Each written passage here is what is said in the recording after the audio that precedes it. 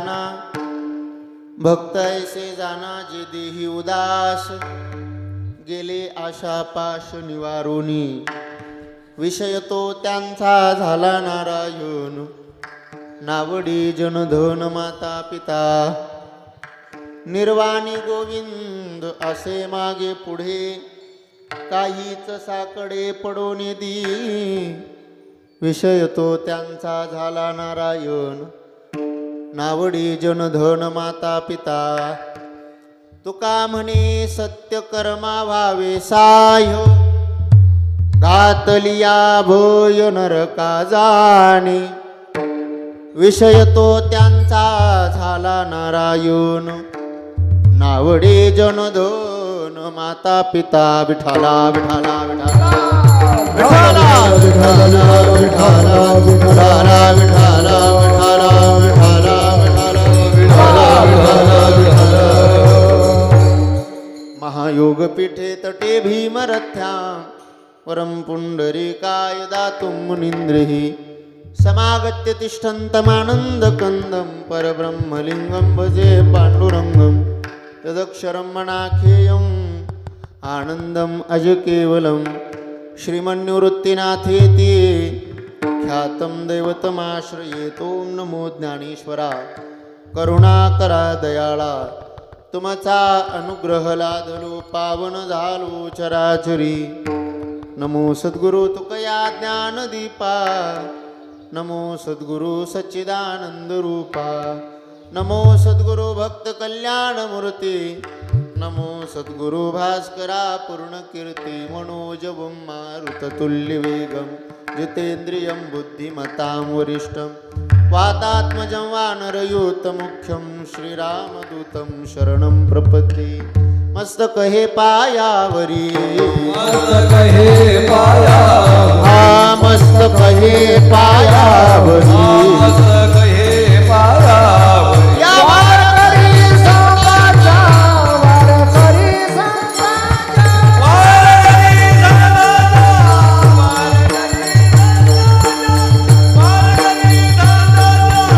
वारकरी हे मस्तक हे पायावरी वारकरी संताया वारकरी संताच्या वारकरी मस्तक हे वारकरी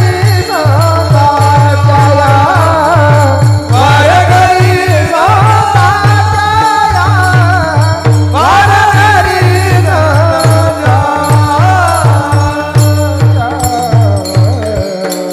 मस्तक हे पायावरी हर हर या वारकरी संताच्या भक्ता ऐसे जाना जे देही उदास गेले आशा पास निवारुनी विषय तो त्यांचा झाला नारायण नावडे जनधन माता पिता प्रस्तुत प्राप्त प्रसंगी प्राप्त स्थळी भगवत चिंतना करता तुम्हा मायबाप श्रोत्यांच्या सेवेकरता निवडलेला अभंग वैराग्याचे रागरसिक संत देहोचे सुप्रसिद्ध साधू जगद्वंदनीय जगद्गुरु श्री तुकाराम महाराज यांचा गोड असा चार चरणाचा अभंग आजच्या कीर्तनाच्या सेवेकरता निवडला आहे विठाला विठाला विठाला. जगद्गुरु श्री तुकाराम महाराजांचा गोड असा अभंग आजच्या कीर्तनाच्या सेवेकरता निवडलाय.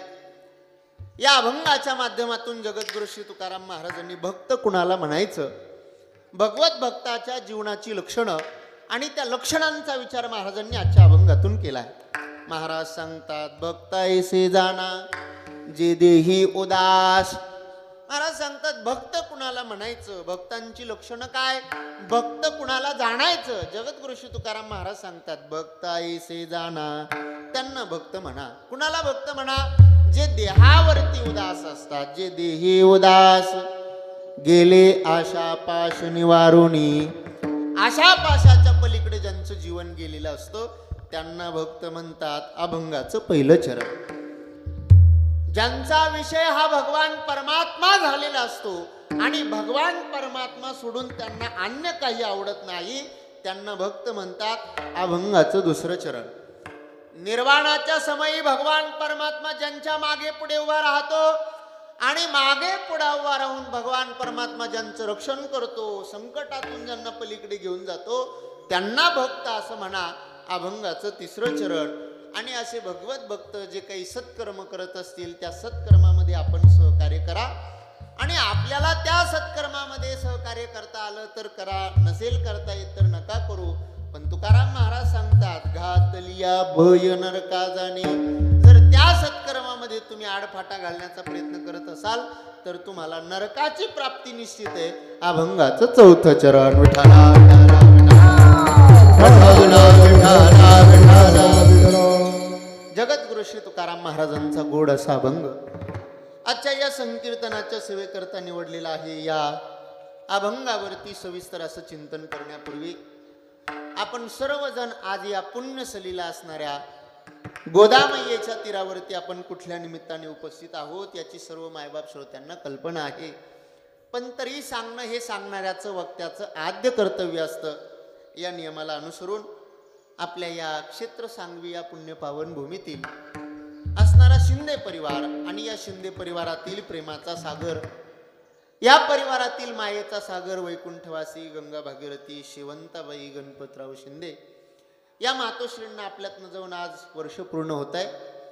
आणि म्हणून या वर्षपूर्तीच्या निमित्ताने त्यांना श्रद्धेने श्रद्धांजली आणि आदराने आदरांजली समर्पित करण्याकरता आज आपण या ठिकाणी एकत्रित उपस्थित आहोत. वैकुंठवासी आमच्या शेवंताजींना जाऊन आज 1 वर्ष पूर्ण होत आहे.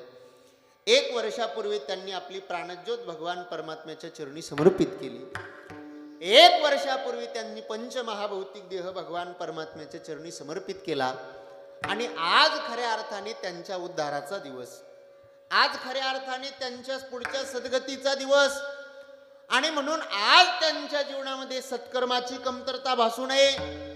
त्यांच्या उद्धाराकरता कारणीभूत असणारं पुण्यकर्म, त्या पुण्यकर्माची कमतरता भासू नये. त्यांच्या उद्धाराकरता कारणीभूत ठरणारा दानधर्म, त्या दानधर्माची कमतरता भासू नये. म्हणून तर या संपूर्ण शिंदे परिवाराने आज या कार्यक्रमाचं आयोजन केलंय.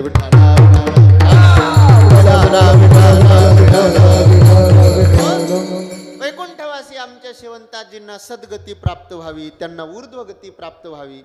खरं तर त्यांचं जाणं झालं ते अशा काळात झालं. कारण हे बघा, आपल्या हिंदू धर्मामध्ये 2 आयन असतात. एक असतो दक्षिणायन आणि दुसरा असतो उत्तरायन. लक्ष देऊन ऐका. देवांचा आता जो चातुर्मास जो संपला ना, ऐका, जो चातुर्मासाचा जो काळ असतो तो देवांचा निद्रेचा काळ असतो.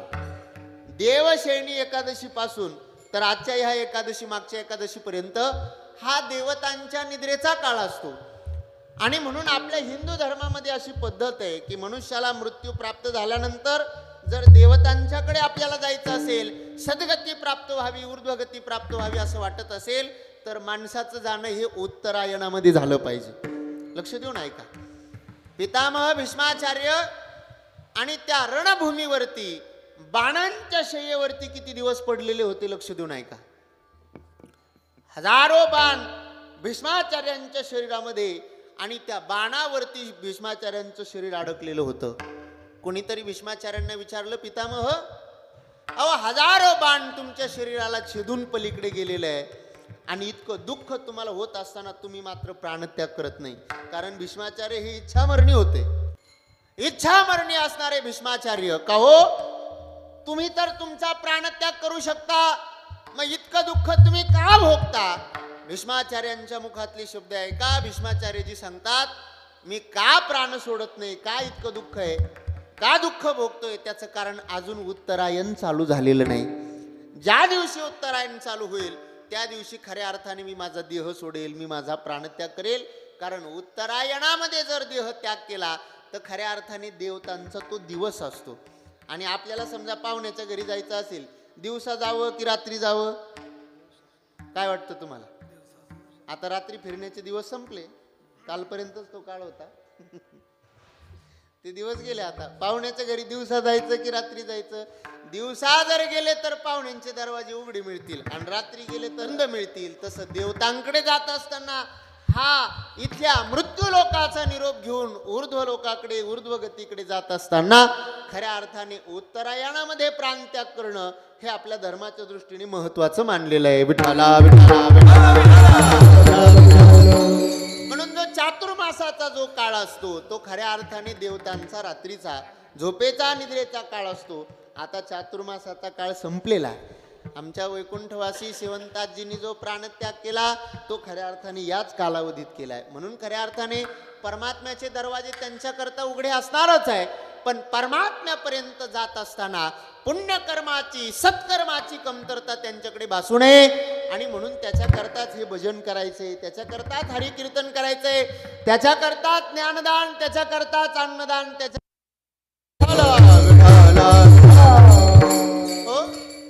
आजचा जो दिवस आहे, आजचा दिवस वैकुंठवासी आमच्या शेवंताजींच्या संदर्भाने अतिशय महत्वाचा दिवस आहे.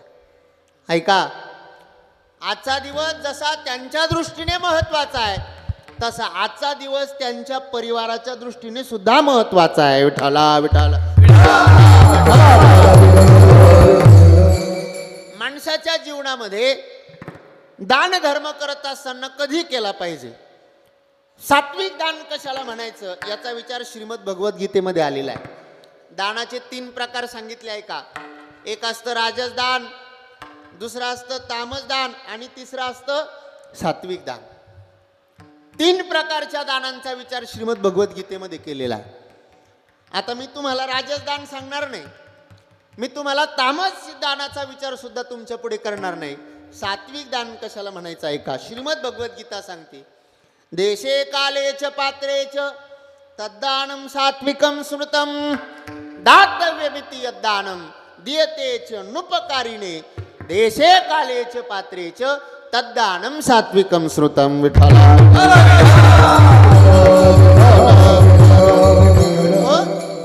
खऱ्या अर्थाने सात्विक दान कशाला म्हणायचं? सात्विक दानाची व्याख्या काय?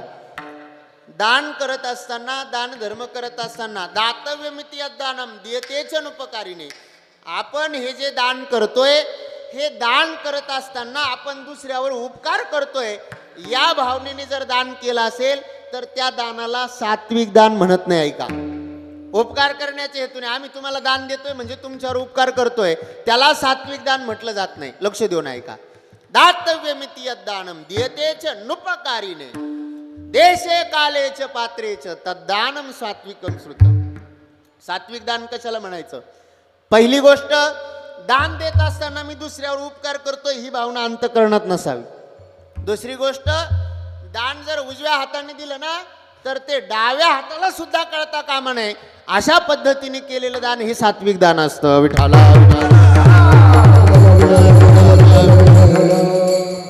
पण लोकांची सवय असते करायचं एवढं आणि दाखवायचं एवढं. दान करताना एवढंच करतील पण दाखवताना एवढं दाखवतील. एक जण म्हणे मी पंढरपूरला गेलो होतो वारीमध्ये. बर, दान केलं मी वारीत. काय दान केलं? काय नाही, दर्शन बारीमध्ये लागलो. 22 तास लागले दर्शन बारीमध्ये. म्हटले मग दान काय केलं? काय नाही, 22 तासाच्या दर्शन बारीमध्ये एका माणसाला खूप तहान लागली होती. 10 रुपयाची बिस्लरीची बाटली त्याला घेऊन दिली. इतकं दान केलं. काय दान केलं? दर्शन बारीमध्ये एका वारकऱ्याला 10 रुपयाची बिस्लरीची बाटली घेऊन दिली आणि साऱ्या गावामध्ये तेच 15 दिवस दान केलं, दान केलं, दान केलं, दान केलं. आता त्याच्याबरोबर एक त्याचाच गावातला वारकरी सोबतचा गेलेला, त्याने बघितलं इतक्या दिवसापासून याचं हेच चाललंय, दान केलं, दान केलं, दान केलं. काय दान केलं म्हणे? 10 रुपयाची बिस्लरीची बाटली. तो त्याच्यासोबतच होता. त्यांनी सांगितलं का रे भाऊ, 10 रुपयाची बिस्लरीची बाटली तू दर्शन बारीमध्ये दान केली तर साऱ्या गावाला सांगत बसला, पण त्याच दर्शन बारीत 500ची नोट तुला सापडली, ती उचलून गपचूप खिशात घातली. ते मात्र तू कोणाला सांगितलं नाही. लोकांचं असं आहे, ऐका, करायचं थोडं, दाखवायचं भरपूर. लक्ष देऊन ऐका. आपण केलेलं पुण्यकर्म, आवाज वाढवायचा, विठाला विठाला विठाला विठाल. आपण केलेलं पुण्यकर्म जर आपल्याजवळ टिकून राहावं असं वाटत असेल, आपण केलेलं सत्कर्म जर आपल्याजवळ टिकून राहावं असं वाटत असेल तर केलेलं सत्कर्म हे बोलून दाखवू नका. कारण आम्ही केलेलं पुण्यकर्म आम्ही केलेला दान धर्म लोकांना बोलून दाखवण्याकरता ज्यावेळी आमचं तोंड उघडतो, उघडलेल्या तोंडातून केलेलं पुण्यकर्म आम्हाला सोडून जातं. हा शास्त्र सिद्धांत आहे. विठाला विठाला विठाला. आम्ही ज्यावेळी लोकांना आम्ही केलेलं पुण्यकर्म ज्यावेळी लोकांना बोलून दाखवतो ना, लक्ष देऊन ऐका, ते पुण्यकर्म बोलून दाखवत असताना आम्ही ज्यावेळी तोंड उघडतो, उघडलेल्या तोंडातून आम्ही बोलून केलेलं सत्कर्म सगळं सोडून जातं आम्हाला. म्हणून केलेलं पुण्यकर्म कधी बोलून दाखवायचं नाही. थोडा आवाज वाढ. केलेलं पुण्यकर्म कधी बोलून दाखवायचं नाही. जर तुम्ही तीर्थयात्रा केली, तीर्थयात्रा करून आल्याच्या नंतर गावात एक विधी करावा लागतो. त्याला काय म्हणतात? काय म्हणतात? बोलत चला. काय म्हणतात? माऊंद करतात की नाही? तीर्थयात्रा पूर्ण झाली की त्या तीर्थयात्रेच्या परिपूर्ती करता काय करावं लागतं? माऊंद. आता हा जो माऊंद शब्द आहे ना, हा संस्कृत मधून आलेला शब्द आहे. काय हा शब्द? मूळ शब्द असा आहे मा वद. वद वदती म्हणजे बोलणे, आणि मा म्हणजे नाही, बोलू नको. तुम्ही जे पुण्यकर्म केलं, तुम्ही जी तीर्थयात्रा केली, तुम्ही जे सत्कर्म केलं, तुम्ही जो दान धर्म केला, तो बोलू नका. म्हणून आपलं पुण्यकर्म आपलं साठवून ठेवायचं. मी थोडंसं अजून पुढे जाऊन बोलतो. तुम्ही सगळे शेतकरी आहे ना? हा नाही म्हणा, तुम्ही हाय म्हणा नाही म्हणा, मला काही समजा ना नेमके खरंच शेतकरी आहे का कुठून तिकडून समुद्राच्या कडेवरून आले, कुठून तिकडून. शेतकरीच ना सगळे. मला सांगा, शेती करत असताना समजा आपण जे शेतीमध्ये धान्य पेरतो, शेतीमध्ये धान्य पेरल्यानंतर ते धान्य काय करावं लागतं? हा, झाकून ठेवावं लागतं. धान्य पेरलं की आपल्या यंत्रांची अवजाराची निर्मितीच तशी केली जाते. अगोदर आपण ज्या धान्याची पेरणी केली ते धान्य काय करावं लागतं? झाकून ठेवावं लागतं. आणि जर ते झाकून ठेवलं नाही तर येईल का ते? नाही. मग ते चांगल्या पद्धतीने आमचं पीक निर्माण व्हावं याच्याकरता पेरलेलं बी जसं झाकून ठेवावं लागतं, तसं आम्ही केलेलं सत्कर्म, आम्ही केलेलं पुण्यकर्म, आम्ही केलेला दान धर्म आमच्या उद्धाराकरता कारणीभूत ठरावा असं वाटत असेल तर त्याच्याकरता केलेलं सत्कर्म झाकून ठेवावं लागतं. विठाला. पण लोकांचा स्वभाव असा आहे, सत्कर्म केलं तर 1000 वेळा बोलून दाखवतील, आणि एखाद्याने पाप कर्म, एखाद्याकडून वाईट कर्म घडलं तर मग बोलून दाखवणार नाही, मग झाकून ठेवतात. लक्ष देऊन ऐक. मी सांगतो याच्याकरता सात्विक दान कशाला म्हणायचं? देशे कालेच पात्रेच तद्दानम सात्विकम श्रुतम. देश पाहून जे दान केलं जातं त्याला सात्विक दान म्हणतात. येथे एक शीत दिधल्या अन्न, हा होय कोटी कुळाचे उद्धरण, कोटी याग केले पूर्ण, ऐसे महिमान या तीर्थात. काही शब्द आहे महाराजांचे. आळंदी पंढरी सारखं तीर्थक्षेत्र, आणि त्या तीर्थक्षेत्रामध्ये जर एक शीत जर आम्ही दुसऱ्याच्या मुखामध्ये दान म्हणून दिलं तर होय कोटी कुळाचे उद्धरण, आमच्या कोटी कुळाचा उद्धार होतो. हे तीर्थक्षेत्रात अन्नदान केल्याचा महिमा आहे. विठाला.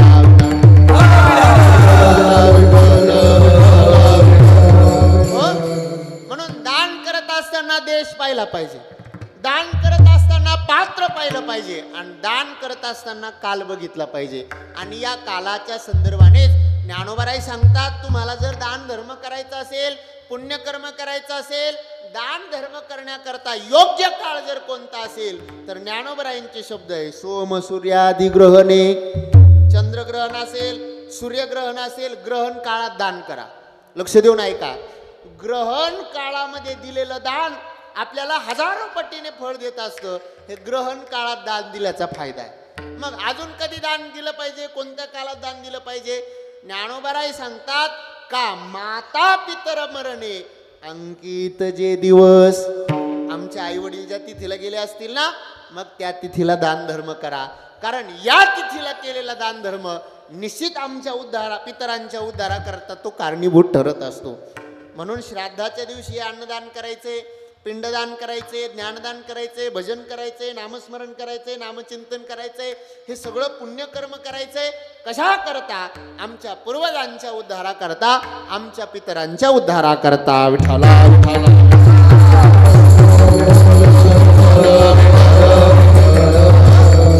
म्हणून या संपूर्ण शिंदे परिवाराने आपल्या आईविषयी अंतःकरणामध्ये कृतज्ञता ठेवून लहानपणापासून आमच्या आईने आमचा सांभाळ केला असेल, आमच्यावरती निस्वार्थपणे प्रेम केलं असेल, कुठलाही हेतू न ठेवता प्रेम केलेलं असेल, आमच्या आई वडिलांचे आमच्यावरती उपकार आहे. म्हणून तुकाराम महाराज सांगतात, लाभाशिवाय प्रेम करते तिला आई म्हणतात. ऐसी कळवळ्याची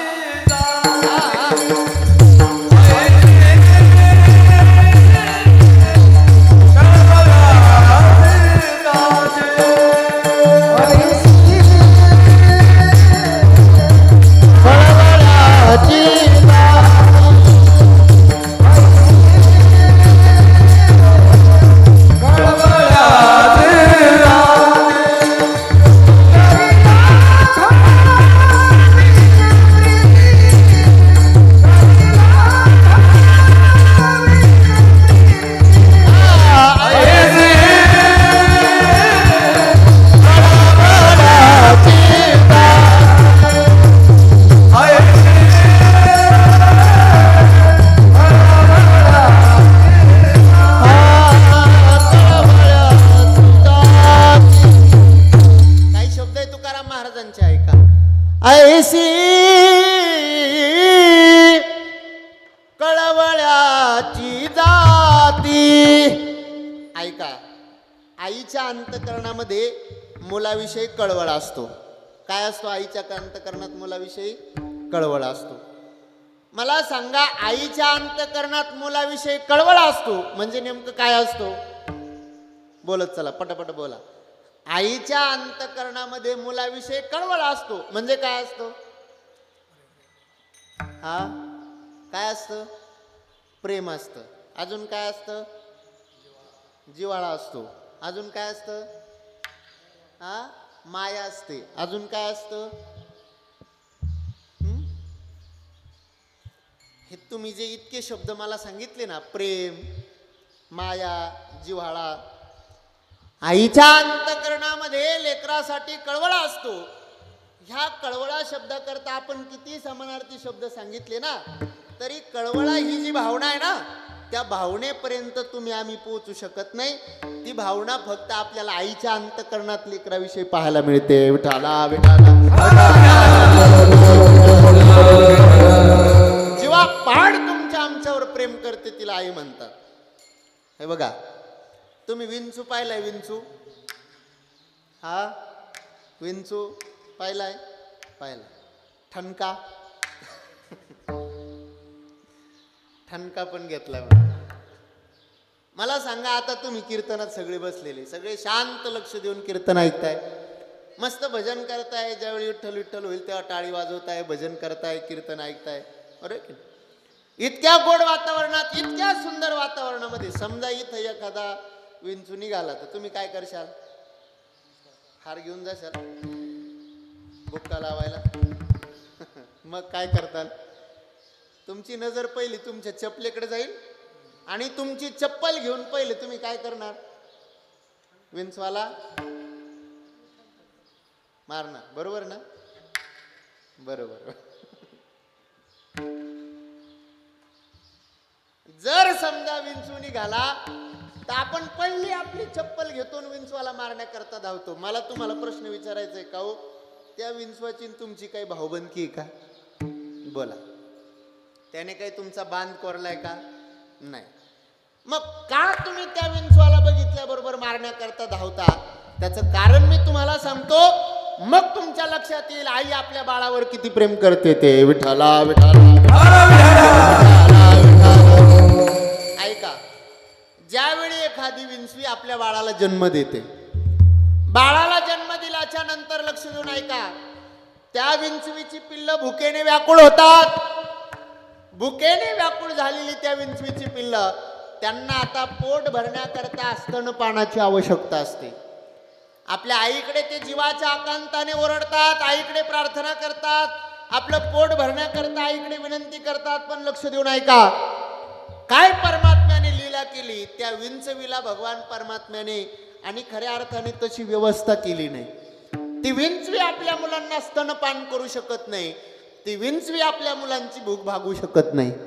आपल्या डोळ्या देखत आपली मुलं भुकेने तडफडताय, आपल्या डोळ्या देखत आपली मुलं भुकेने व्याकुळ झालेली ती विंचवी जेव्हा बघते ना, ऐका, ती विंचवी शांत स्थित प्रज्ञासारखी उभी राहते आणि त्या विंचवीची पिल्ल तिच्या चारही बाजूने तिला गराडा घालतात आणि त्या विंचवीच्या अंगाचे लचके तोडून खातात आणि आपली भूक भागवतात. लक्ष देऊन ऐका, एरवी धक्का लागल्याबरोबर ठणका देणारी विंचवी आज मात्र आपली पिल्ल आणि खऱ्या अर्थाने आपलं अंग तोडून आपल्या अंगाचे शरीराचे लचके तोडून खाताय, तरी ती पिल्ली ती विंचवी स्थितप्रज्ञासारखी उभी राहते. मातेची याची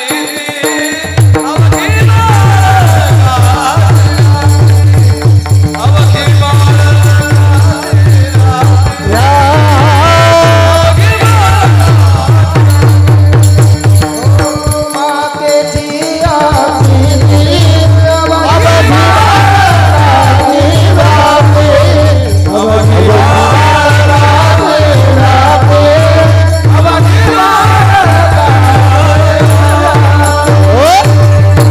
त्या विंचवीचे पिल्ल त्या विंचवीचे लचके तोडून खातात. ती विंचवी शांत स्थित प्रज्ञासारखी उभी राहते. ऐका, माझी मुलं भुकेने तडफडत असतील, माझी मुलं भुकेने व्याकुळ झालेली असतील तर त्यांची भूक भागवणं हे माझं कर्तव्य आहे. आणि माझ्या मुलांची भूक शांत करण्याकरता, त्यांना जीवन जगण्याकरता माझ्या स्वतःच्या देहाचं बलिदान जरी मी दिलं तरी त्याच्याकरता ती विंचवी मागे पुढे बघत नाही. आपल्या मुलांच्या सुखाकरता, आपल्या मुलांच्या उज्ज्वल आयुष्याकरता, मुलांच्या उज्ज्वल भविष्याकरता स्वतःच्या जीवाचं बलिदान देण्याकरता खऱ्या अर्थाने दिसते ना, जगाच्या पाठीवर तिला आई असं म्हटलं जातं. विठाला आता एक 7-8-10 दिवस झाले असतील, दिवाळीच्या सुट्ट्या होत्या. आमची मुलं सगळे घरी गेलेले होते.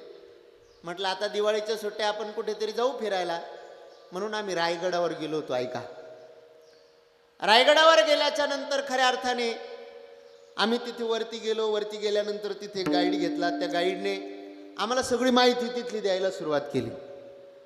त्यांनी सांगितलं, महाराज, हा राणी महाल छत्रपती शिवाजी महाराजांच्या राण्या इथं राहत होत्या.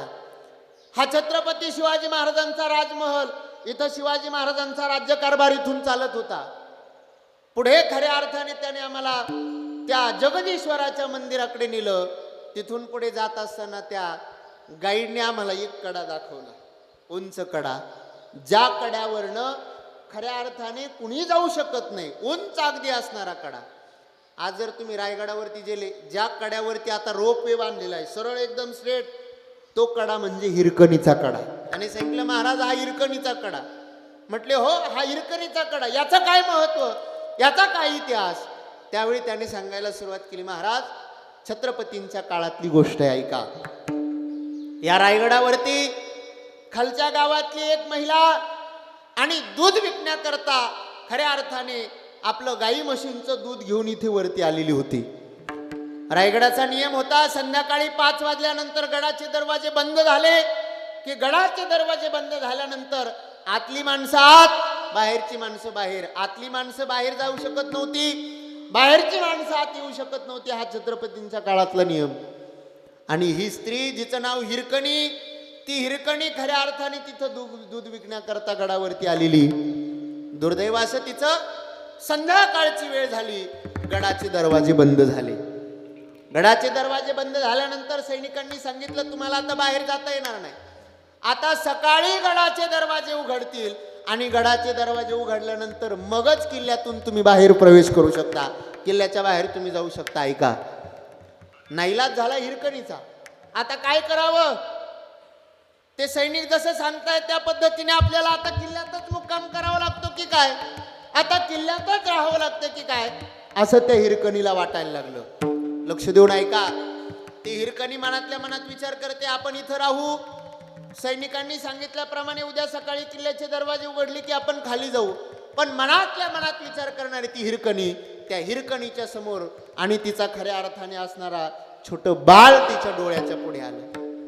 ऐका, आई आपल्या लेकराकरता काय करू शकते, आई आपल्या मुलाकरता काय करू शकते, तुमच्या लक्षात येईल. हिरकणीच्या समोर तिचं छोटं बाळ डोळ्यापुढे आलं. अरे, मी जर गडावर थांबले तर खाली माझं बाळ भुकेने व्याकुळ झालेलं आहे, माझ्या बाळाकडे कोण लक्ष देईल, त्याची तहानभूक भागवण्याचं कोण काम करेल, मी जर इथं गडावर थांबले तर माझी बाळाची काय अवस्था होईल. बघता बघता 8 वाजले, 9 वाजले, 10 वाजले. हिरकणीने मागचा पुढचा कसलाही विचार न करता छत्रपतीने रायगडाची स्वराज्याच्या राजधानी करता निवड केली. कारण रायगड अशा पद्धतीचा किल्ला आहे की त्याच्यावरती शत्रू खऱ्या अर्थाने आणि जर मुख्य दरवाजा सोडला तर अन्य रस्त्याने प्रवेश करू शकत नाही. आता काय करायचं. उंच कडा बघितला, खाली जर बघितलं, या कड्यावरनं जर पाय जरी घसरला खाली गेलो तर मनुष्य मृत्यूला प्राप्त होईल. काळाच्या तडाख्यामध्ये तो सापडल्याशिवाय राहणार नाही. असा उंच असणारा कडा. पण ऐका, त्या हिरकणीला रात्र दिसत नव्हती, त्या हिरकणीला कडा दिसत नव्हता, त्या हिरकणीला मृत्यू दिसत नव्हता. हिरकणीच्या डोळ्यापुढे फक्त एकच चित्र होतं, तिचं तहाळेनं आणि भुकेने व्याकुळ झालेलं बाळ. लक्षात घ्या, त्या हिरकणीने मागच्या पुढचा कसलाही विचार न करता त्या कड्यावरनं हिरकणी खाली आली. खाली आल्याच्या नंतर आपल्या बाळाजवळ गेलेली. आपल्या बाळाला खऱ्या अर्थाने तिने स्तनपान केलं. बाळाची भूक भागली. दुसरा दिवस उजाडला. किल्ल्यामध्ये चौकशी चालू झाली. काल एक महिला आपल्या किल्ल्यामध्ये थांबलेली होती. कुठे ती, तिची चौकशी, तिचा तपास करण्यात आला. आणि खऱ्या अर्थाने सैनिकांनी शोधाशोध करायला सुरुवात केलं तर हिरकणी किल्ल्यात नव्हती, तिच्या घरी होती. काही सैनिक ज्यावेळी तिच्या घरी गेले, रक्तबंबाळ झालेलं तिचं शरीर, खऱ्या अर्थाने काट्यांनी, त्या दगडांनी अनेक जखमा तिच्या शरीराला झालेल्या होत्या. अशा अवस्थेत ती हिरकणी मात्र आपल्या मुलाला, आपल्या बाळाला आपल्या मांडीवरती घेऊन बसलेली होती. ऐका, अनेक जखमा तिच्या शरीरावरती झालेल्या होत्या, रक्तबंबाळ तिचं शरीर झालेलं होतं. पण ज्यावेळी आपल्या बाळाला ती आपल्या मांडीवर घेऊन स्तनपान करत होती ना, त्यावेळी मात्र त्या जखमांचं, त्या रक्तबंबाळ झालेलं ते सगळं शरीर, त्याच्या कसल्याही वेदना तिच्या अंतकरणात नव्हत्या. तिच्या अंतकरणामध्ये एकच समाधान होतं, माझं बाळ आज माझ्या मांडीवरती. देह विसरे आपुला जवळी घेता शिनगीला. आमच्या माता माऊल्या दिवसभर काबाड कष्ट करतात. आपण सगळी शेतकरी मंडळी आहोत आहे का. दिवसभर शेतीमध्ये काम करतो, राबतो, कष्ट करतो, हाडाची काढं, रक्ताचं पाणी, रात्रीचा दिवस, दिवसाची रात्र करतो. दिवसभर आमच्या माता माऊल्या इतकं कष्ट करतात. पण खऱ्या अर्थाने ज्यावेळी घरी येतात आणि आपल्या बाळाकडे ज्यावेळी बघतात, बाळाला उचलून ज्यावेळी आनंदाने आपल्या खऱ्या अर्थाने मिठीमध्ये बाळाला घेतात, दिवसभरचा सगळा शीण निघून जातो. फक्त आपल्या बाळाला, आपल्या मुलाला जवळ घेतल्याच्या नंतर जगाच्या पाठीवर तिला आई असं म्हणतात, ध्यानात घ्या. म्हणून आमच्या आईच्या आमच्यावर अगणित उपकार आहे. आमच्या आईच्या ऋणातून, आमच्या मातेच्या उपकारातून आम्ही उत्तीर्ण होऊ शकत नाही. पण काय केलं पाहिजे. आपली वारकरी परंपरा सांगते, आपला हिंदू धर्म सांगतो, आमच्या मातेच्या सद्गती करता, मातेच्या उद्धारा करता आम्ही काही पुण्यकर्म करण्याची आवश्यकता आहे. आणि ऐका, आपल्या माता पित्यांच्या सद्गती करता, माता पित्यांच्या उद्धारा करता आम्ही जे म्हणून पुण्यकर्म करतो त्यालाच आपल्या हिंदू धर्मामध्ये श्राद्ध असं म्हटलं जातं. विठाला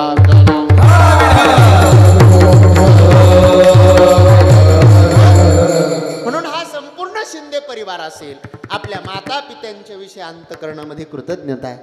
आमच्या आईने आम्हाला तळ हाताच्या फोडासारखं जपलं असेल. बरेच लोक म्हणतात, महाराज काय केलं आमच्या आईने, काय केलं आमच्या वडिलांनी. लोक म्हणतात आमच्या आईबापाने आमच्याकरता काही केलं नाही. काहीच नव्हतं महाराज, हे सगळं विश्व निर्माण केलं आमच्या जीवावर, आमच्या आईबापाने आमच्याकरता काहीच केलं नाही. बरेच लोक असे बोलून दाखवतात. जे लोक म्हणतात ना आमच्या आईने आमच्याकरता काही नाही केलं, त्यांच्याकरता फक्त मी एकच गोष्ट सांगतो. काय नाही, एक 2-2.5 किलोचा दगड घ्यायचा आणि आपल्या पोटाला बांधायचा. 7-8 दिवस ठेवा. 2-2.5 किलोचं दगड पोटाला बांधून ठेवा 7-8 दिवस, आणि तो दगड घेऊन फिरा. जमेल नाही. 7-8 दिवस नाही, 1 दिवस नाही, 1 तास नाही, अहो काही क्षणभर सुद्धा आम्ही तो 2-2.5 किलोचा दगड सांभाळू शकत नाही. आमच्या आईने 9 महिने 9 दिवस 2-2.5 किलोचं ओझ तिच्या पोटामध्ये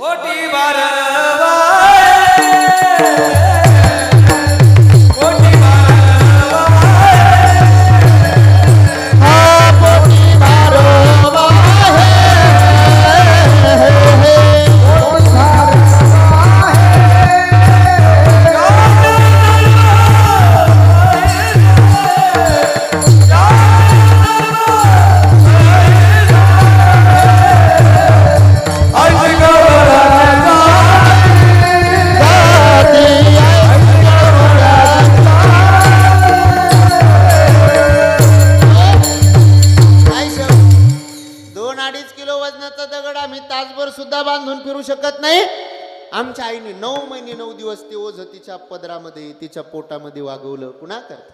आमच्या करता. पोटी भार वाहे त्याचे सर्वस्व ही साही, आईसी कळवळ्याची जाती करीला भाविन प्रीती. म्हणून या अभंगाच्या माध्यमातून तुम्ही भक्तांची लक्षणं सांगतात. पण आम्हाला तुम्हाला एक प्रश्न विचारायचा आहे. आमचा एक प्रश्न आहे तुम्हाला. काय प्रश्न आहे? अभंगाच्या माध्यमातून तुम्ही भगवत भक्ताची लक्षणं सांगितली. भक्त कुणाला म्हणायचं? खरा भक्त कोण? अभक्त कोण? याची लक्षणं तुम्ही या अभंगाच्या माध्यमातून सांगता. खऱ्या भक्ताची लक्षणं सांगतात. पण का हो, भक्त कोण अभक्त कोण याचं ज्ञान तुम्हाला आहे का? भक्त कुणाला म्हणायचं अभक्त कुणाला म्हणायचं हे तुम्हाला कळतं का? खरं काय खोटं काय याचं ज्ञान तुम्हाला आहे का? जगद्गुरु श्री तुकाराम महाराज सांगतात, अरे आमचा जन्मच त्याच्याकरता झालाय. खरं कोण खोटं कोण, खरा कोण खोटा कोण, भक्त कोण अभक्त कोण, चांगला कोण वाईट कोण याचा निवाडा करण्याकरता आम्ही या पृथ्वी तलावावरती आलोय.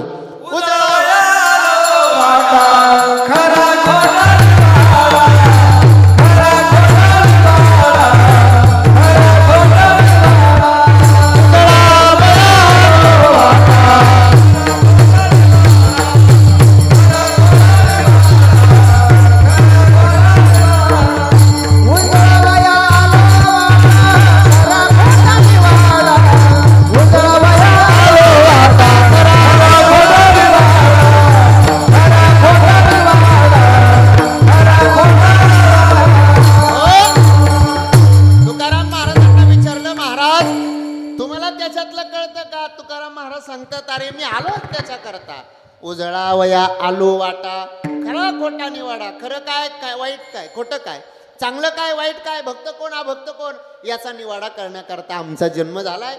जगद्गुरु श्री तुकाराम महाराज सांगतात. आणि खऱ्या अर्थाने का भगवत भक्ताची लक्षणं महाराज सांगतात? त्याचं कारण असं आहे, भगवत भक्त कोण हे आपल्याला कळायला तयार नाही. मला सांगा, आपल्याला काय कळतं? तसं जर पाहायला गेलं तर आपल्याला काय कळतं? आपल्याला कशातलंच काही कळत नाही. आपल्याला कशातलंच काही कळत नाही. आपण लहान होतो, आपले आईबाप आपल्याला म्हणत होते आमच्या पोराला काही बोलत चला, आमच्या पोराला काही कळत नाही. मोठे झालो, शाळेमध्ये गेलो, आमचे मित्र म्हणायला लागले आमच्या मित्राला काही कळत नाही. आई वडिलांनी लग्न करून दिलं, जिच्या सोबत लग्न करून वाजत गाजत आलो ती सुद्धा लग्न झाल्यानंतर म्हणायला लागली आमच्या ह्यांना काही. हा, तुमच्याकडे तसंच आहे काय? मला वाटलं काही वेगळं असेल, पण घरोघर मातीच्याच चुली आहे. विठाला लहानपणी आई वडील म्हणत होते आमच्या पोराला काही कळत नाही. लग्न झालं, बायको म्हणायला लागली आमच्या ह्यांना काही कळत नाही. पुन्हा आम्हाला पोरं झाली, ज्या पोरांना आम्ही जन्म दिला तेच पोरं नंतर आम्हाला म्हणायला लागले आमच्या आई बापाला काही. बोला ना, आमच्या आई बापाला काही कळत नाही. अहो, आमच्या गौऱ्या मसनात गेल्या तरी आम्हाला काही कळत नाही. ही फार मोठी शोकांतिका आहे. विठाला बरं, ज्या क्षेत्राच्या संदर्भाने बोलायचंय आपल्याला त्या क्षेत्रातलं काय पाहिजे? ज्ञान पाहिजे. चला, बाकीचं मी जास्त सांगत नाही, फक्त एकच उदाहरण सांगतो आणि पुढे चालतो. मला सांगा, सोन्यातलं ज्ञान तुम्हा आम्हाला की सोनाराला? बोला, सोन्यातलं कोणाला कळतं? तुम्हा आम्हाला कळतं की सोनाराला कळतं? कोणाला कळतं? सोनाराला कळतं. काय झालं, आपल्या सांगवीतला एक मनुष्य सोनाराकडे गेला. सोनाराच्या दुकानात गेला. सोनाराच्या दुकानदाराकडे गेल्यानंतर सांगितलं, सोनार दादा 1 तोळ्याचा नेकलेस करून द्या. काय सांगितलं? 1 तोळ्याचा नेकलेस करून द्या. आता मी तर सगळं 10 तोळ्याचं म्हणलं असतो, पण एवढा परवडणार नाही, भाव जरा जास्त वाढले नाही. त्यांनी सांगितलं 1 तोळ्याचा नेकलेस बनवून द्या. सोनाराने विचार केला, हे जे गिऱ्हाईक हे आपलं कायमचं आहे. याचे आजोबा आपल्याकडेच येत होते, याचे वडील आपल्याकडेच येत होते, हाही आपल्याकडेच येतो, याची मुलं आपल्याकडे येतात. हे कायमचं गिऱ्हाईक आहे, आपलं बांधलेलं गिऱ्हाईक आहे. हे काय कुठं जाणार आहे का? नाही. मग सोनाराने काय डोकं लावलं माहितीये? 1 तोळ्याचा त्याने नेकलेस बनवून दिला. पण तो जो नेकलेस आहे ना, तो सोन्याचा बनवून देण्याच्या ऐवजी पितळाचा दिला. कशाच दिला? पितळाचा. यानं 80,000 मोजून दिले. सांगितलं हे घ्या पैसे. त्याने दिला तो नेकलेस, याने नेकलेस घेतला. सांगितलं हा घ्या नेकलेस, नेकलेस सोन्याचा आहे, घ्या 1 तोळ्याचा नेकलेस. त्याने तो नेकलेस घेतला आणि घरी आला. मला सांगा, नेकलेस कशाचा होता? कशाचा होता? पितळाचा होता. पण सोनाराने सांगितलं कशाचा आहे? सोन्याचा. घरी आला. घरी आल्यानंतर बायकोच्या हातात दिला. बायकोने बघितलं, वा वा वा किती गोड नवीन डिझाईन. बरं बायांचं लय अवघड राहतं. आता गपचीप आणला ना मग गप घरात घालून ठेवायचा ना, गप कपाटात ठेवायचा ना. पण त्यांचं असं आहे, 10 बायांना दाखवल्याशिवाय ते पवित्रच होत नाही. तो ते त्याचा मुहूर्तच तसा लागत नाही, तसं तो त्याची ती पूर्णताच नाही ना त्याच्यामध्ये. मग गल्लीमध्ये 10 बायांना, बाई बघितलं का आमच्या माझ्या नवऱ्याने सोन्याचा 1 तोळ्याचा नेकलेस. मग दुसरीने बोलायला सुरुवात केली, बाई किती गोड आहे ग, नवीनच डिझाईन, पहिल्यांदाच पाहिली, किती गोड डिझाईन, किती छान. कशाचा नेकलेस? सोन्याचा नेकलेस. मला सांगा खरंच नेकलेस सोन्याचा होता का? नाही. नेकलेस कशाचा होता? नेकलेस कशाचा होता? पितळाचा. आता हे कोणी सांगितलं तुम्हाला? हे मी सांगितलं. नेकलेस खऱ्या अर्थाने पितळाचाच होता, पण सोनाराने सांगितलं नेकलेस कशाचा आहे? सोन्याचा. आपण घेऊन आलो. आता काय झालं, घरी काहीतरी अडचण आली म्हणून त्याने तो नेकलेस घेतला. त्याला असं वाटलं 80,000 रुपयाचा आहे, आता याचा काय फायदा आहे, अडचणीच्या काळामध्ये हे मदतीला येणार नाही तर कधी येणार. म्हणून तो पुन्हा सोनाराकडे गेला आणि सांगितलं, सोनार दादा हा 1 तोळ्याचा नेकलेस आहे, हा घ्या, हा नेकलेस मोडा आणि याच्या बदल्यामध्ये काय जेवढे पैसे होतील तेवढे पैसे द्या. सोनाराने तो नेकलेस घेतला, बघितलं, त्याचं वजन केलं, बरोबर 10 ग्रॅम वजन भरलं. त्याने तो नेकलेस आपल्या पेटीमध्ये ठेवला, आपल्या तिजोरीची चावी घेतली, तिजोरी उघडली, त्याच्यातून 80,000 मोजले आणि तुम्हाला दिले. हा दिले? नाही देणार? का बरं नाही देणार? हाच माझा मुद्दा आहे. सोनं खरं की खोटं याचं ज्ञान कुणाला? सोनाराला. तसं भक्त खरा की खोटा याचं ज्ञान जगद्गुरु श्री तुकाराम महाराजांना. विठाला तुकाराम महाराज सांगतात, अरे माझ्या समोर कोणी किती बोलत असेल पण हा खरं बोलतो की खोटं बोलतो, हा खरा भक्त आहे की खोटा भक्त आहे याचं ज्ञान मला त्याच्यातले, कारण मला त्याच्यातली चाचणी कळते. तुका म्हणे मज कळते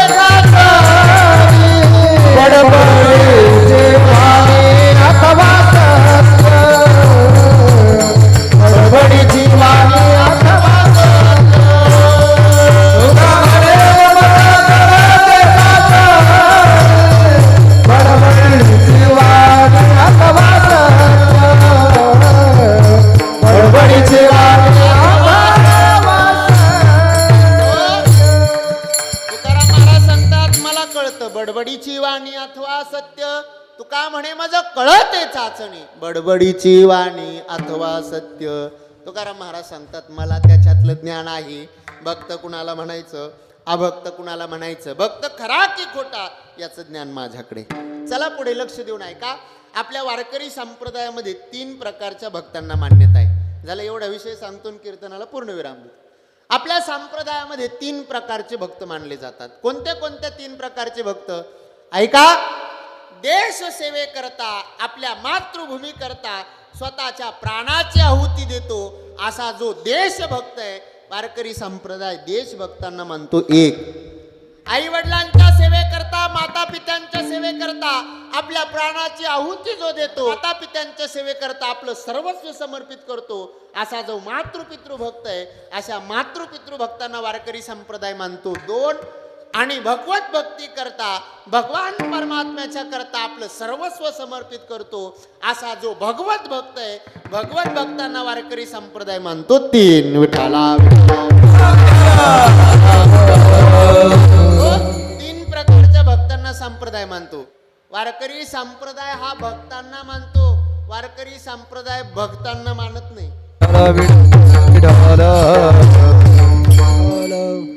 वारकरी संप्रदाय हा भक्तांना मानतो, भगवत भक्तांना नाही. कारण संप्रदायाचं तत्वज्ञान आहे. नेनती काही टाना टोना, नेनती काही टाना टोना, नाम स्मरणा वाचोनी, नाम स्मरणा वाचोनी, नेनती काही टाना टोना. हे संप्रदायाचं तत्वज्ञान आहे. संप्रदाय इतरांना मानत नाही.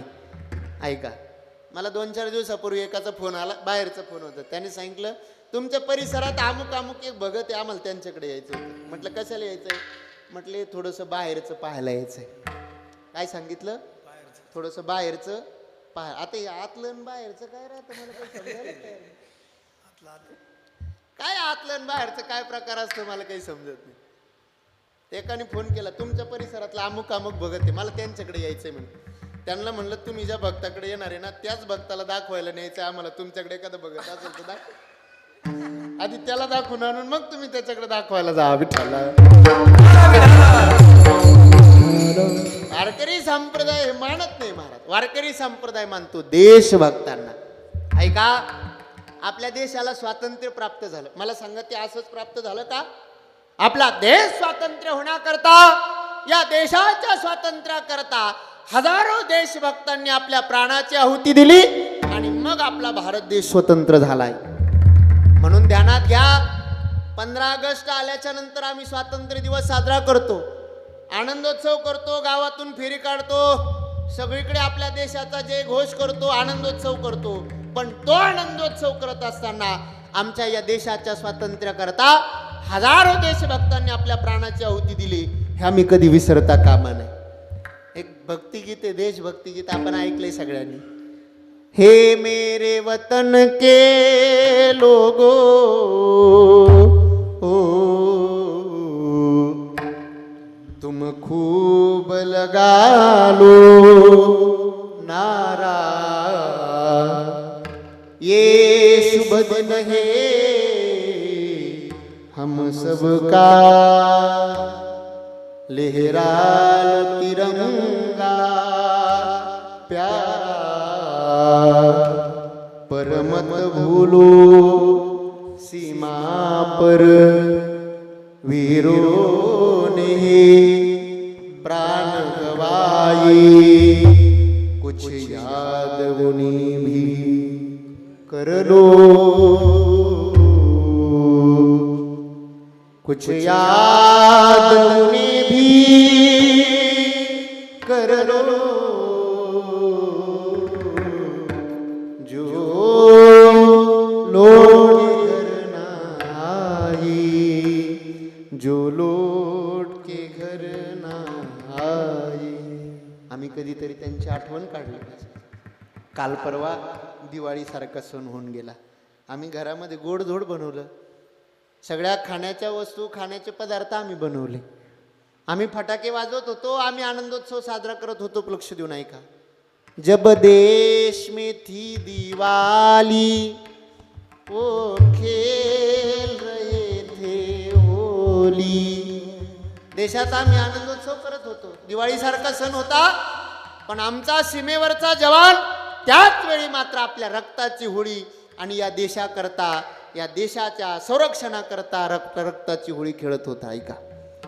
जब हम बैठे थे घरों में, जब हम बैठे थे घरों में, वो झेल रही थी होली. मला खरं सांगा, आपल्या देशावर जर शत्रू राष्ट्रांनी हल्ला केला, आपल्या देशावर जर आतंकवाद्यांनी हल्ला केला, तर अशा प्रसंगामध्ये आपण आपल्या कुटुंबाचा विचार करतो, आपल्या कुटुंबाचं रक्षण करण्याचा विचार करतो. पण याच वेळी या शत्रू राष्ट्राने केलेल्या हल्ल्यावरती, आतंकवाद्यांनी केलेल्या हल्ल्याला सडेतोड उत्तर देण्याकरता निरळ्या छातीने सामोरं जाणारा जगाच्या पाठीवर कोण जर असेल ना, तर तो आमचा भारत देशातला जवान आहे. म्हणून आपण विसरता कामा नये त्यांचे आमच्यावरती उपकार आहे. आमचा देश आज स्वातंत्र्य उपभोगतोय अशा देशभक्तांमुळे, आणि म्हणून देशभक्तांचे उपकार आम्ही विसरता कामा नये. वारकरी संप्रदाय मानतो अशा देशभक्तांना. चला पुढे. वारकरी संप्रदाय मानतो मातृपितृभक्तांना. चला, मातृपितृभक्तीचं एकच उदाहरण तुमच्या डोळ्यापुढे ठेवतो आणि पुढे चालतो. माता पित्यांची केलेली सेवा, आणि या सेवेचं ज्वलंत उदाहरण जर काय असेल तर भक्त पुंडलिक राय. विठ्ठला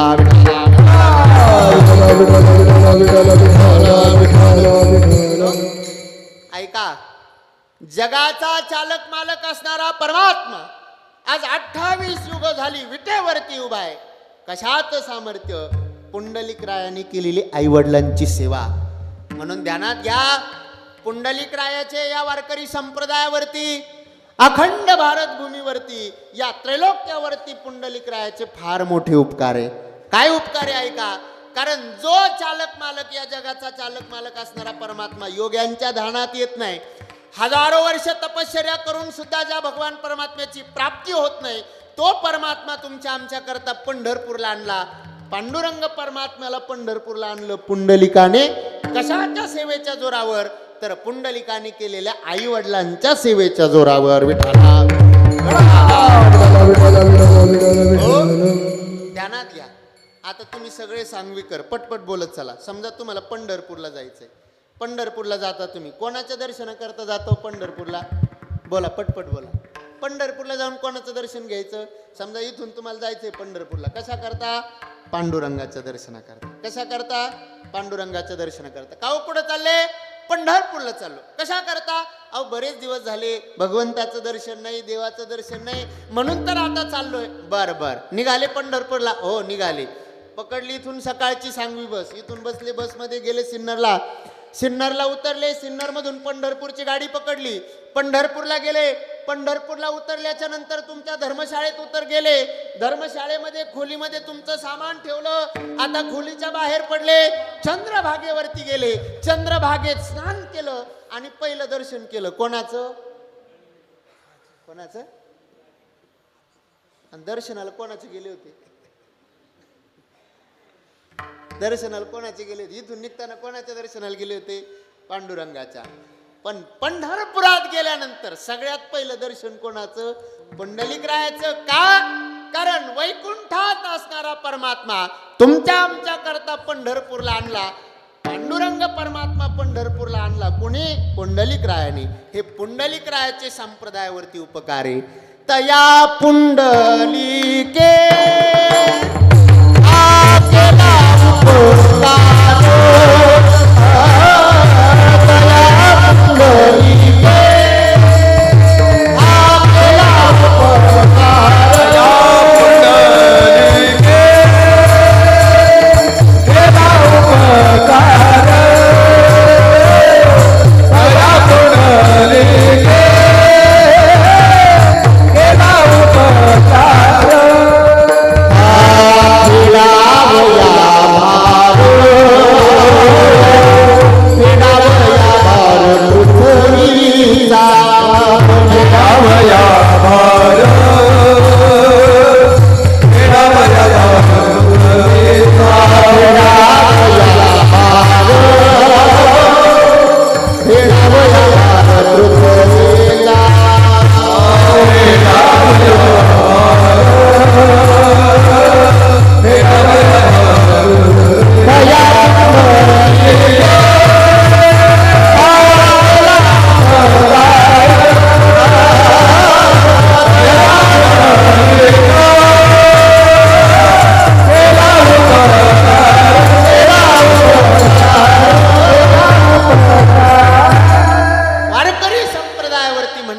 अखिल विश्वावरती पुंडलिकरायाने केलेला हा फार मोठा उपकार आहे. तया पुंडलिक डावया भार पृथ्वीचा. भगवान परमात्मा पंढरपूरला आले. कशाच्या जोरावर? आई वडिलांच्या सेवेच्या जोरावर. पुंडलिकरायाचं जीवन जर पहिलं जर बघितलं तर असं परंपरेने सांगितलं जातं की पुंडलिकराय हा खऱ्या अर्थाने पहिला नास्तिक प्रवृत्तीचा होता. आता यांचं एक गाणं प्रसिद्ध आहे त्या बाबतीत. आई बापाच्या गळ्याला दोरी, असंच बायको खांद्यावरी कुंडली, काशी यात्रा तरी. आता हे कुठून आणलं त्यांनी त्यांनाच माहिती. हे काही कुठं ग्रंथात नाही, गाथ्यात नाही, हे त्यांच्या माथ्यात नाही. पण ते चांगलं यमक बिमक जुळता ऐकायला जरा बरं वाटतं. चांगलं आई बापाच्या गळ्याला दोरी, बायको खांद्यावरी. त्या पुंडलिकाने बायकोला कुठं घेतलं? पुंडलिकाने बायकोला कुठं घेतलं? मला वाटलं आत्ताच्या पेक्षा पुंडलिक चांगलाच होता. आत्ताच्या पेक्षा पुंडलिक चांगलाच होता. पुंडलिकाची बायको कुठं होती? खांद्यावर होती. आता आपली कुठे? हे कीर्तनात सांगू का मी? पुंडलिकाची खांद्यावरच होती, आपली कुठे? ते तुम्हीच म्हणा. विठ्ठल काशी यात्रा करण्याकरता पुंडलिकराय निघाले. कोकुट स्वामींच्या आश्रमात मुक्काम पडला. आता त्या आश्रमात मुक्काम पडल्याच्या नंतर रात्रीची वेळ, मध्यरात्र झाली. 3 स्त्रिया, काळा कुट्ट असणाऱ्या स्त्रिया, आणि त्या स्त्रियांनी आश्रमात प्रवेश केला. पुंडलिक लक्ष ठेवूनच होता. बाबाच्या आश्रमातून बायांचं काय काम? लोक काय करतील आणि काय बोलतील काही भरोसा नाही. मध्यरात्री 3 काळ्या कुट्ट स्त्रियांनी आश्रमात प्रवेश केला. बरं ऐका, जाताना एकदम काळ्या कुट्ट आणि बाहेर येताना मात्र सुंदर, निरभ्र, स्वच्छ, अप्सरेला लाजवेल अशा सौंदर्याने युक्त असलेले त्या बाहेर आले. विचारलं, काऊ तुम्ही कोण? त्यांनी सांगितलं, मी गंगा. तुम्ही कोण? मी यमुना. तुम्ही कोण? मी सरस्वती. तुम्ही नद्या इथं कशा करता? सांगितलं, पुंडलिका, तुझ्या सारखे अपवित्र लोक आमच्यामध्ये स्नान करतात, परिणामी आम्ही अपवित्र होतो आणि आमचं पाप नष्ट करण्याकरता, आमचं मालिन्य नष्ट करण्याकरता आम्ही या साधूंच्या आश्रमात सेवा करतो आणि त्याचा परिणाम आमचं पाप नष्ट होतं, आमचं खऱ्या अर्थाने मालिन्य नष्ट होतं. येती मोरी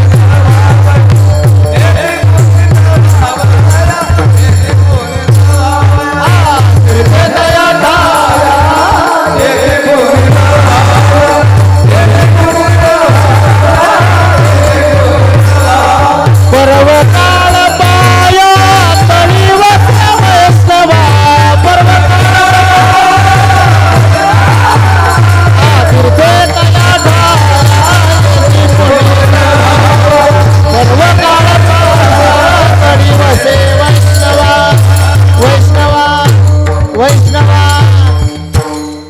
तीर्थया ठाया येते पुणेत व्हावया, पर्वकाळ पाया तळी वसे वैष्णवा. तीर्थ सुद्धा आणि खऱ्या अर्थाने आपल्या ठिकाणचं मालिन्य नष्ट करण्याकरता ज्यांच्याकडे येतात आणि ते साधू खऱ्या अर्थाने साधू संत असतात. ऐका, पुंडलिकरायाने हे सगळं बघितलं, विचारलं, आपण ज्या तीर्थांमध्ये स्नान करण्याकरता चाललोय तेच तीर्थ इथे येत असतील, नेमकं हे महात्मे काय करतात? बघितलं, पुंडलिकाने बघितलं, माता पित्यांची सेवा करतात. पुंडलिकाचं जीवन तिथून बदलून गेलं. पुंडलिकाराने आई वडिलांची सेवा केली, इतकी सेवा केली, इतकी सेवा केली, इतकी सेवा केली की भगवान परमात्मा पुंडलिकरायांना भेटण्याकरता आला. पुंडलिकाच्या भावार्था गोकुळी हुनी झाला येता. भगवान परमात्मा पुंडलिकरायांना भेटण्याकरता आले. कशाच्या जोरावर? माता पित्यांच्या जोरावर, सेवेच्या जोरावर. म्हणून वारकरी संप्रदाय मानतो देशभक्तांना, वारकरी संप्रदाय मानतो मातृपितृ भक्तांना, वारकरी संप्रदाय मानतो भगवत भक्तांना. भगवान परमात्म्याच्या भक्तीमध्ये नामस्मरण नामचिंतन करत असताना हा देह राहिला काय, हा देह गेला काय, या भावनेने जे भगवत भक्त भजन करतात अशा भक्तांना मानतो वारकरी संप्रदाय. देह जावो अथवा राहो पांडुरंगी दृढ भाव, चरणन सोडी सर्वथा. देहावरती उदास होऊन जो भगवत भक्ती करतो अशा भगवत भक्तांना वारकरी संप्रदाय मानतो. नवे नवे देहावरती उदास होऊन जे भक्ती करतात त्यांनाच भक्त असं म्हणतात. अभंगाचं पहिलं चरण. भक्त ऐसे जाना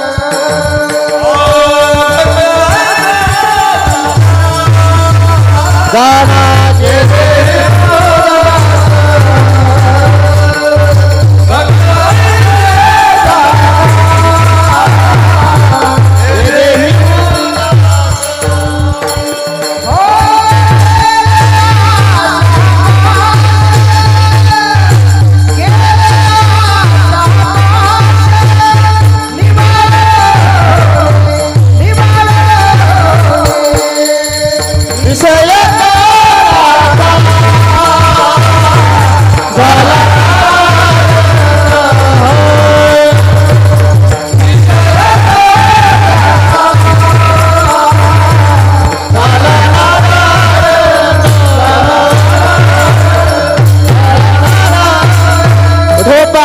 रखुमाई रखुमाई टाळी वाजवा भजन करा विठोबा रखुमाई विठोबा रखुमाई विठोबा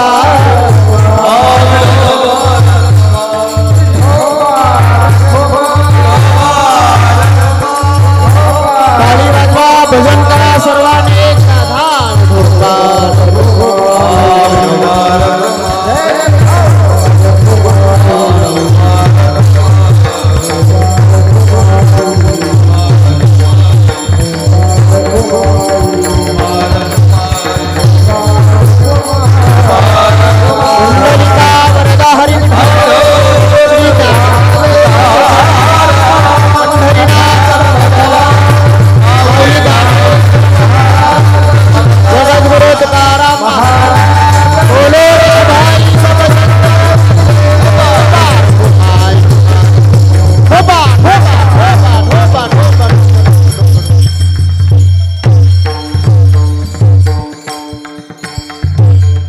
भक्ताईसे जाना जे देही उदास गेले आशा पाश निवारुनी. खऱ्या अर्थाने भगवत भक्त कुणाला म्हणायचं?